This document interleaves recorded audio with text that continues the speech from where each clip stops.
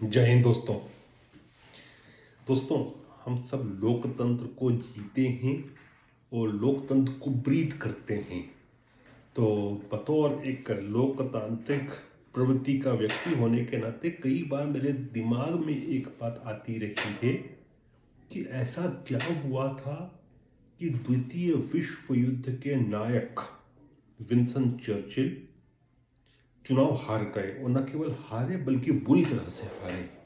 क्योंकि आप ये उठा के देखिए तो विंस्टन चर्चिल की लोकप्रियता through out the second world war 70% से कम नहीं थी। लेकिन जब चुनाव होते हैं वर्ल्ड वॉर के बाद में, तो उनकी पार्टी का कद, उनकी ऑपोजिशन लेबर से, वो कंजर्वेटिव पार्टी से थे, कंजर्वेटिव पार्टी का कद ऑपोजिशन लेबर से बिल्कुल आधा हो जाता है। और विंस्टन चर्चिल की जो योगदान था द्वितीय विश्व युद्ध में, उसको तो कोई भुला ही नहीं सकता। बहुत मेहनत करी थी और उसके परिणाम भी सबने देखे थे। तो ऐसा क्या हुआ था? तो मैं इसका रिसर्च कर रहा था, अध्ययन कर रहा था। तो जो चीज़ें मेरे समक्ष लगी, मैं चाहता हूँ कि आपको भी उससे रूबरू कराऊं। हो सकता है आपको भी उसमें रुचि आए। देखिए, पहली बात तो ये बात सच है कि विंस्टन चर्चिल बहुत लोकप्रिय थे, और ये बात भी सच है कि उनकी पॉपुलैरिटी का जो मापदंड था 70% से नीचे कभी नहीं गया था। फिर वो क्यों हारे? तो मुझे ऐसा लगता है कि उसके 2-3 प्रमुख कारण थे जो मुझे अपने अध्ययन से लगता है।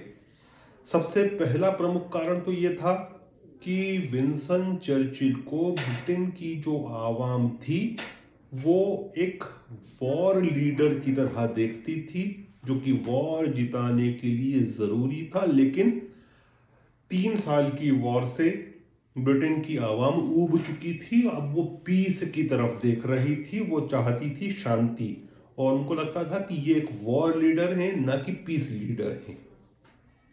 दूसरा, यह कहना भी अतिशयोक्ति नहीं होगा कि विंस्टन चर्चिल चुनाव नहीं हारे, बल्कि उनकी पार्टी, कंजर्वेटिव पार्टी, चुनाव हारी थी।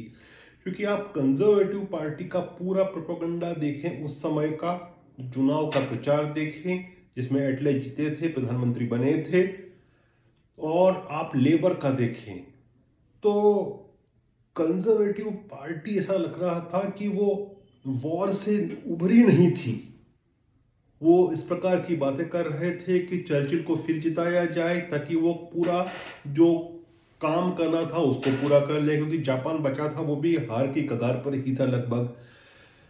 फिर इसके विपरीत यदि हम बात करें लेबर पार्टी की, तो वॉर से जूझ रहे देश को उन्होंने फ्रीबीज या सोशल सिक्योरिटी की बात की थी, जैसे हाउसिंग, एजुकेशन और हेल्थ। और हेल्थ में जो उसके बाद सबसे बड़ा रिफॉर्म आया था वो ब्रिटेन की NHS, नेशनल हेल्थ स्कीम, जो कि दुनिया की बहुत सक्सेसफुल हेल्थ स्कीम्स में से आज भी मानी जाती है। चाहे वो लेबर हो या कंजर्वेटिव हो, दोनों उस पर प्राउड हैं और उसको रेस्टोर रखने के लिए अपना अपना काम सब करते हैं। और इलेक्शन में भी वो हमेशा मुद्दा बनता है, अधिकांश समय बनता है। पिछले चुनाव में भी NHS जो था एक बड़ा मुद्दा था। तो एक कारण वह था कि कंजर्वेटिव पार्टी वक्त के साथ नहीं चल पाई, वो अभी भी वॉर के युग में थी, जबकि ब्रिटेन की जनता युद्ध से बाहर निकल चुकी थी और आगे का होप देख रही थी, जिसमें हाउसिंग था, जिसमें एजुकेशन था और जिसमें हेल्थ था। और यहाँ तक कि आप ये समझिए कि कंजर्वेटिव पार्टी कितना चीज़ों को नहीं समझ पाई थी इस चीज़ में कि खुद विंस्टन चर्चिल ने एक बार यह कह दिया था डराने के लिए पब्लिक को कि जिस प्रकार की सोशल सिक्योरिटी की तरह से बात कर रही है लेबर, तो उनको ये सब करने के लिए गेस्टापो जैसे स्टेप लेना पड़ेगा। अब गेस्टापो क्या था?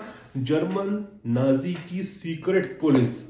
तो उन्होंने यहाँ तक ये भी लगा, मतलब उनको कहीं ना कहीं डर हुआ होगा कि वो चुनाव हार रहे हैं, कुछ आभास होगा, कुछ इंटेलिजेंस की रिपोर्ट होगी, तभी उन्होंने गेस्टापो का मेंशन किया। लेकिन जनता ने उसको भी बाय नहीं किया। और किसी को अपेक्षा नहीं थी कि चर्चिल हारेंगे चुनाव और कोई और प्रधानमंत्री होगा, और जो फाइनल पीस के नेगोशिएशन की टेबल होगी उस पर चर्चिल नहीं बैठेंगे बल्कि एटले बैठेंगे। तो लेकिन ये हुआ, ये लोकतंत्र की खूबसूरती होती है, कोई प्रिडिक्ट नहीं कर सकता। लेकिन मुझे अभी भी ये लगता है कि जितना चर्चिल को दोष नहीं दे सकते आप, चर्चिल की पॉपुलैरिटी आज भी बहुत है ब्रिटेन में भी और दुनिया भर में।